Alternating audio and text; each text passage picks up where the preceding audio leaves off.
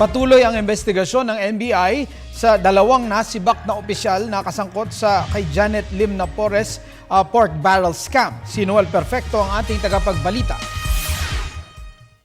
Tiniyak ni NBI Director Virginia Mendez na magiging parehas at profesional ang gagawing investigasyon ng three-man ad hoc committee na pangungunahan ni NBI Assistant Director Medardo de Lemos at ng mga kasamahan nito na sina Deputy Director Edgardo Villata ng Forensics Division at Deputy Director Ricardo Pangan ng Investigation Group ng Bureau.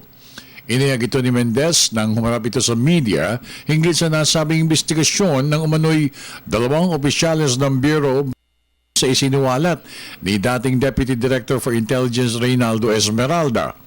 I immediately issued an order, a memorandum, directing the three committee of peers to look into this report. This is very disturbing. So we want to have information on this. The time frame given to the I gave 1 month only.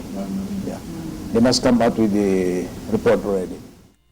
Binigyan rin ni Mendez ng isang buwan para may sumite ng ad hoc group ang kanilang findings tungkol sa nasabing usaping may kinalaman kay Janet Lim Napoles. I don't have to speculate. Let's wait for the result of the investigation. Mahirap din yung wag sasabihin natin na bibigyan natin ng kulay kung ano man ang ano. Let's wait. Tignan na natin. Anyway, you will be always be updated about the progress of the investigation.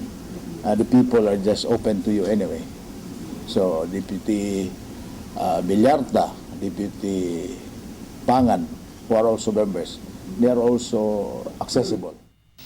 Samantala, agad na may patatawag ni Assistant Director ang dalawang miyembro ng komite upang mapag-usapan na ang gagawing malalimang investigasyon sa issue.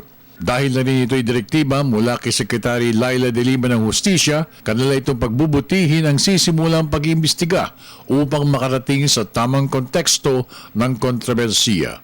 Pupulong muna kami ng mga members ng ad hoc committee at titingnan namin kung saan papunta yung aming investigasyon dahil ang nakasaad doon ay iimbestigahan yung dalawang ranking officials na binabanggit ni Attorney Esmeralda doon sa kanyang press conference noong March 13.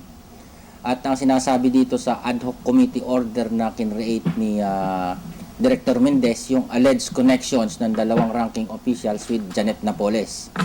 Sa akin lang ngayon, sa aking pananaw, ay kinakailangan natin itong alleged connections kung ano ang ibig sabihin talaga nito ng ating butihing direktor.